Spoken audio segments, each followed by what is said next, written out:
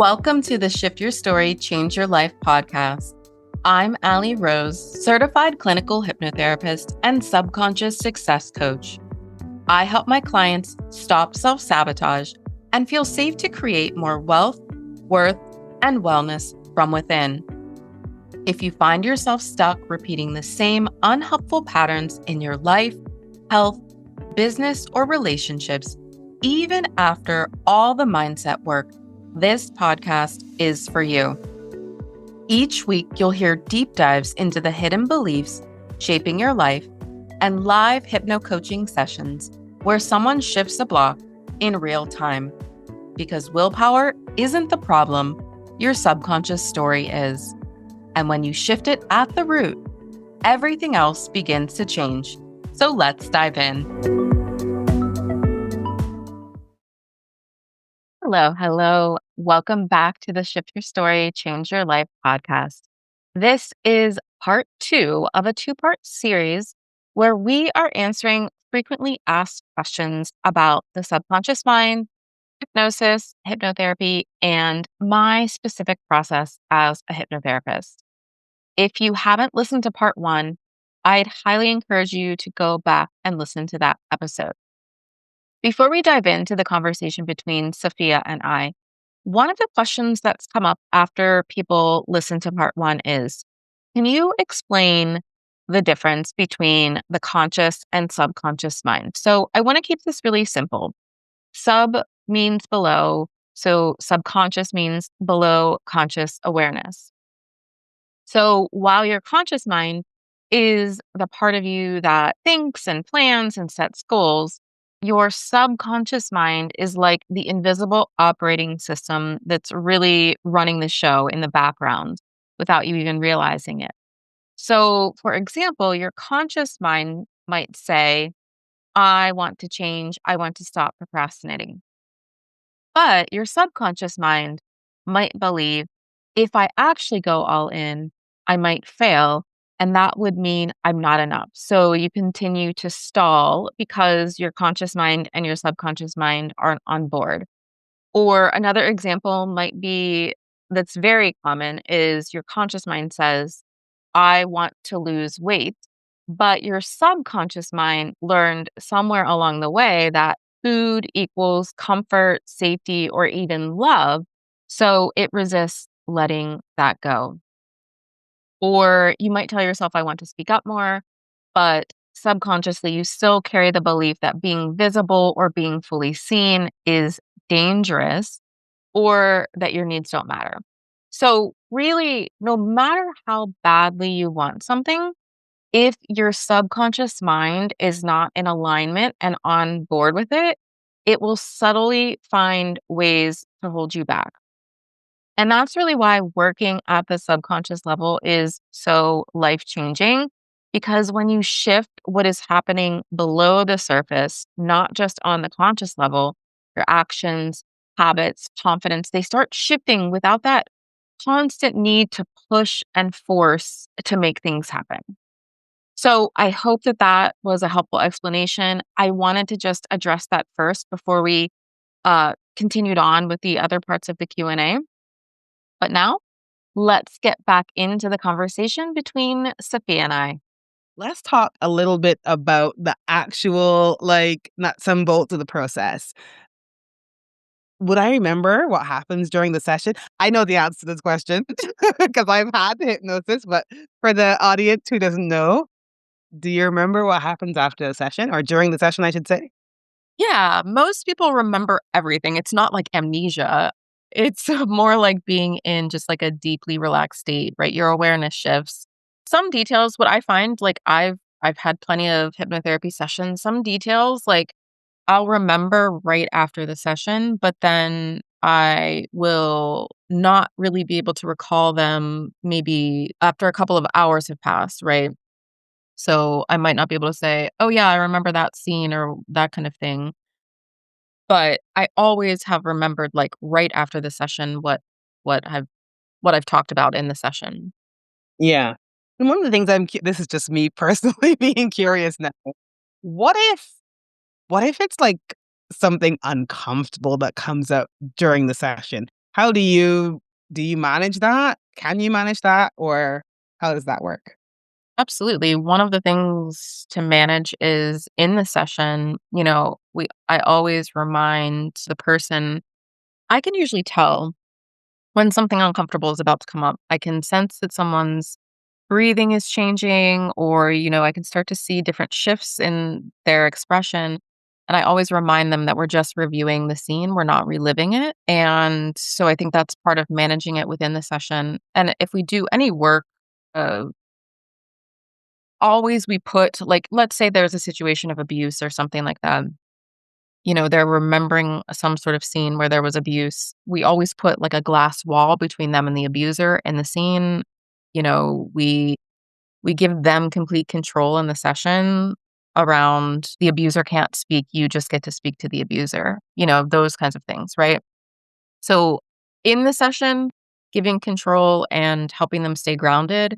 And then post session, I mean, I should even say pre session, I always give everyone a pre session safe place hypnosis audio recording to listen to. And so, that's always there for people to go to.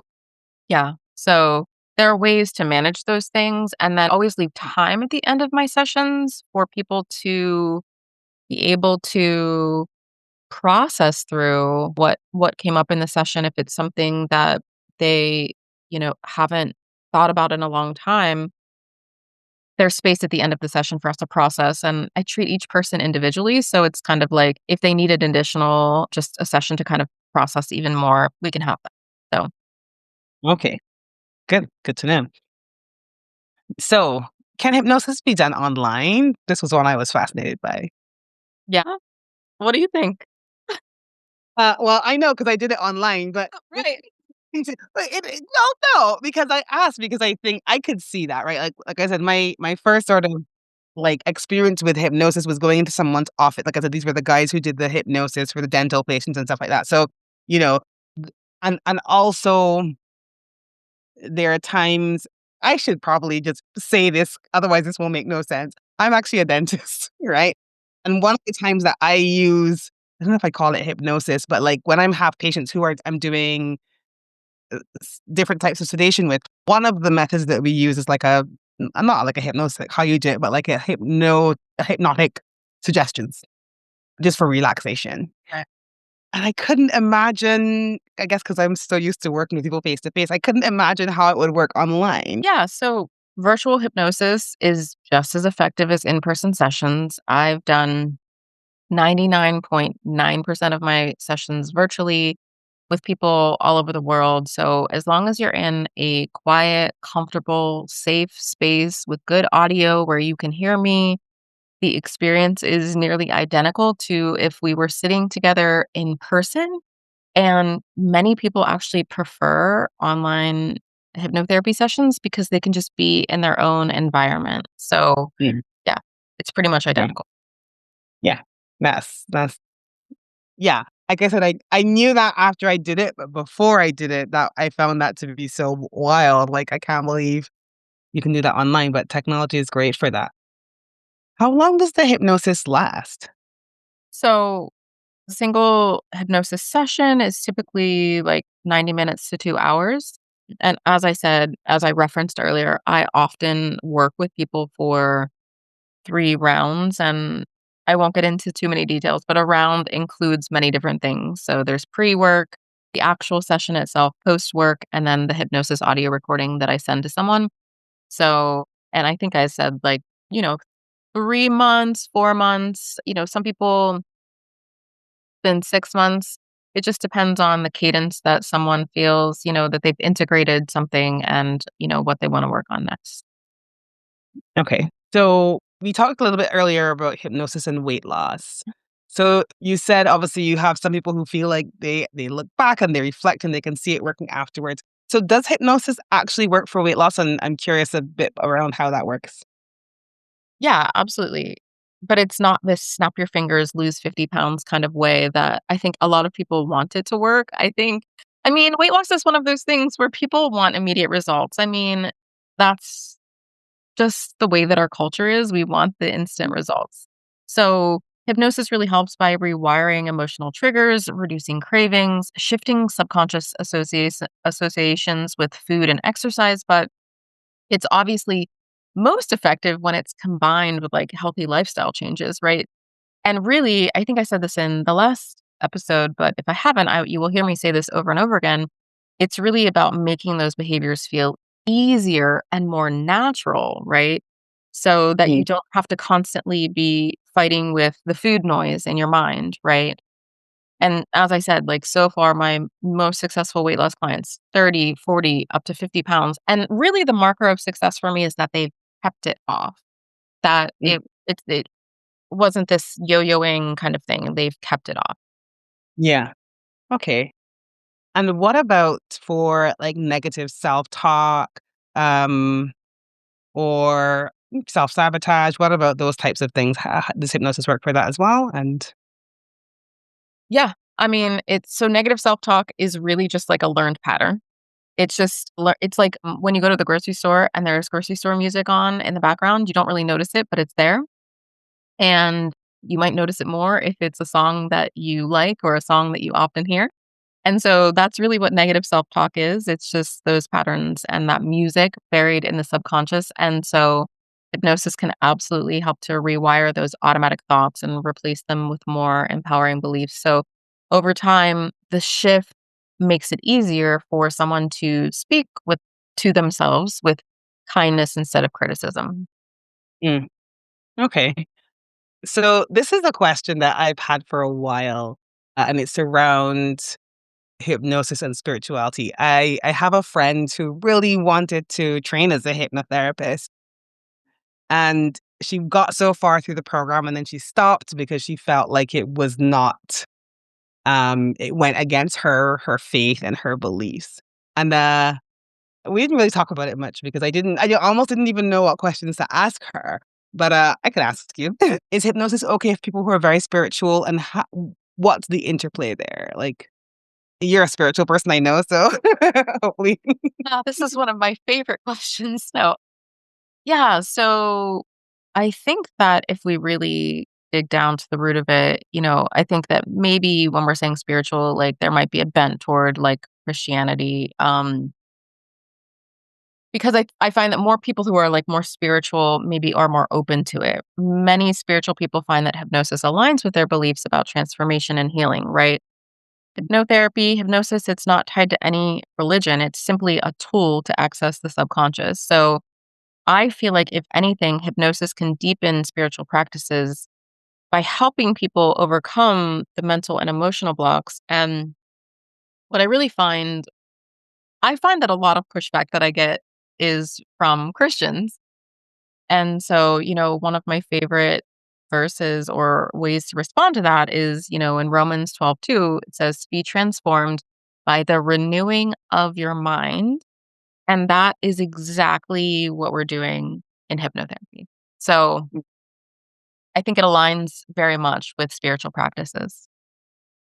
Yeah, you may need another episode on this, I but know, I'm maybe gonna we'll expand on it.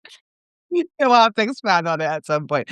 But I am obviously still have some more questions from the audience, so I will move on to the next one. So, what exactly happens in hypnosis? We've been talking about it for like, I don't know, 20 minutes, and we haven't even kind of like said what actually happens. So, what exactly happens in hypnosis? Yeah, what a typical session looks like is that we walk someone down into induction, and that's really just a state of relaxation. It's that same state I was talking about where people are driving the car, not really aware of it. And then in the form of hypnotherapy that I practice, we ask your mind to take us back to three different scenes that are all to do with the cause, root, and reason for whatever issue it is we're working on. So, like public speaking, we'll say, or, your fear of public speaking. We typically go to three different scenes. Um, and we make the connection like between the scenes that come up and what's going on in your life currently. Then we work with the part of you that has created the fear or the block or whatever it is that we're working on. And we ask that part, what's your role? What's your function? What's your purpose? What's your intention? And we ask the part what it needs in order to be released from your life. Then we do a bit of inner child work and we move into what's called the reframe and the transformation, where we reframe any of those negative or unhelpful beliefs that have come up. And then the transformation audio is really where I'm speaking over you what your life would look like without this issue. So, in a nutshell, very quickly, that's kind of what a standard hypnotherapy session looks like with me. Great. I'm curious. Are some people resistant to hypnotherapy? Resistant? I know you talked earlier about people who it wouldn't be appropriate for, but I was wondering if there are people who show up who, may not have those medical conditions that we talked about, but who may be resistant to the process. Have you experienced that much? Yeah, absolutely. I think people are often afraid of what they're going to find. Some people are naturally more skeptical, some people are naturally more anxious. And again, that's why I share an audio recording before our session so that people can get a feeling for what it feels like. And that's why I like to build that relationship up a bit before we go in and reminding people that they're in control the entire time, that if at any time there's something that comes up.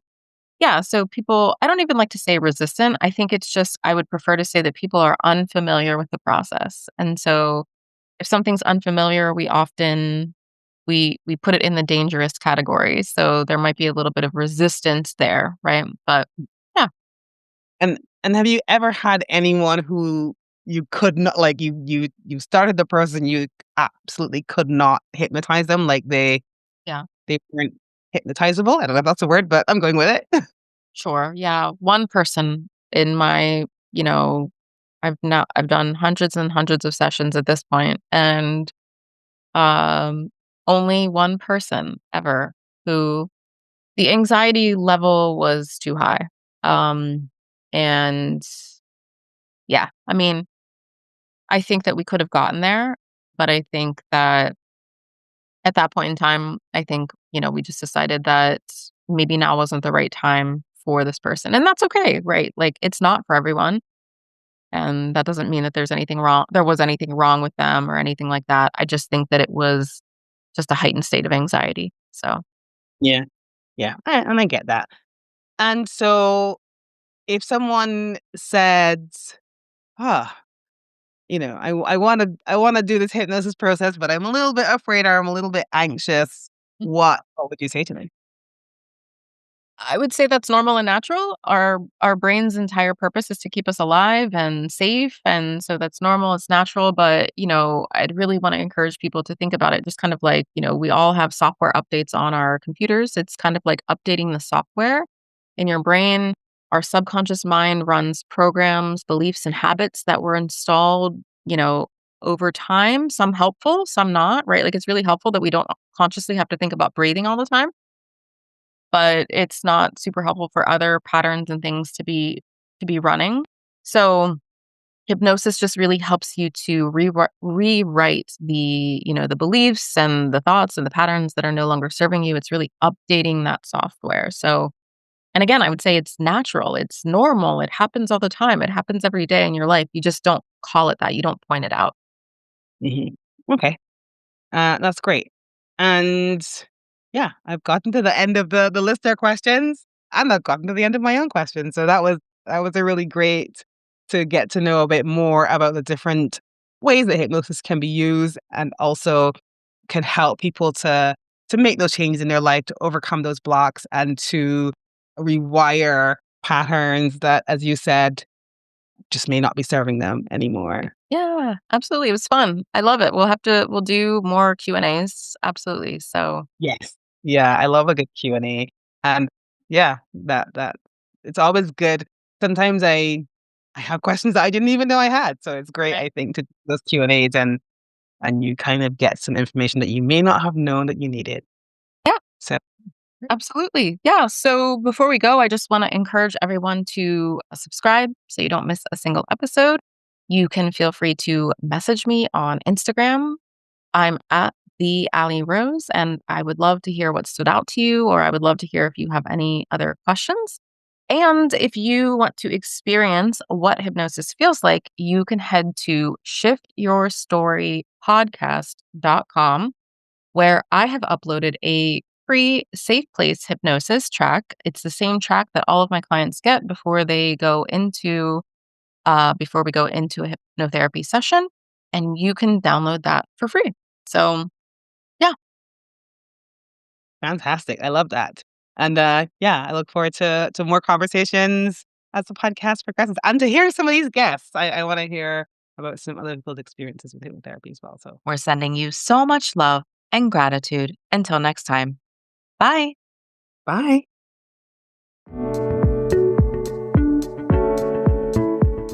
Thank you so much for joining us today for this episode of the Shift Your Story, Change Your Life podcast.